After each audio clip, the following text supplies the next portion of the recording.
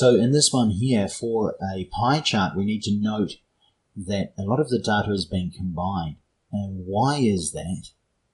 And we've got quite a few questions for you here. The third question, what data is missing? Here are the answers. So they combined that small data together there in revenue sources. And that's because it's insignificant, it's not important. So they're writing it together like that. That's a good comparison. That's a good writing and task achievement. Now they missed that the key number down the bottom, the total. Now that's a big mistake in IELTS, and that will cost you dearly in your mark. So make sure you note all the key data. So there's ways that we can group the data together if we just look at the language that they've used here. So if the data is similar, if it's all small, we can group it together like that.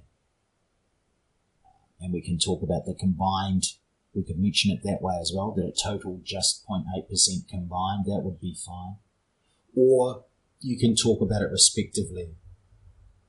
Again, we'll focus on respectively in some of the other videos later on for language. So there's also different ways that we can describe data. We can use brackets, we can use commas, or the words at or with. So only occasionally use brackets, but you can use it for data, or you can use commas too. So let's notice how the person uses these words here.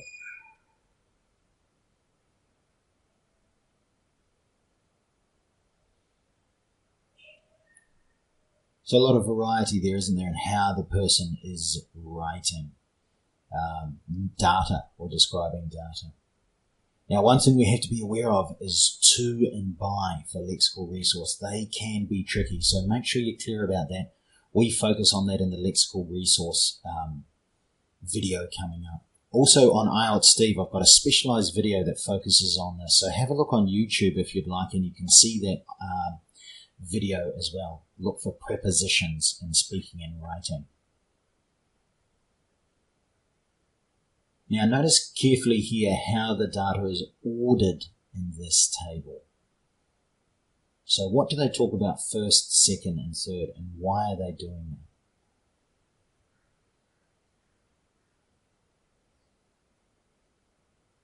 So here we see that they've talked about primary school, had the highest number of students, and then they're going to talk about high school, and then they go to university and preschool, and we just see that's from highest to lowest. It's that simple. You just look at it and write in that way. The problem is a lot of students just go straight into their writing without really considering it. Again, this is a problem with pre-writing, not doing the pre-writing, noticing the key trend, which is at primary and high school are much higher. But then once you've decided that, it's a good to go in order. This has time, so start in the first year makes sense this time.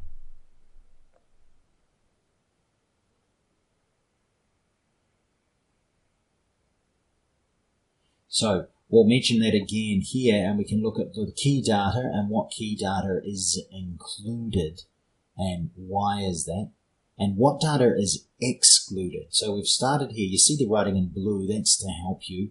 The blue, dark blue, the green, and the brown. But notice carefully the data that's included and excluded. So here we see it coming up. With primary school, we notice that they're talking about these numbers. And then they don't say 500,000. They use a different form. They say a further 50,000. We can see that there. And then they're jumping or connecting to high school because it's also high.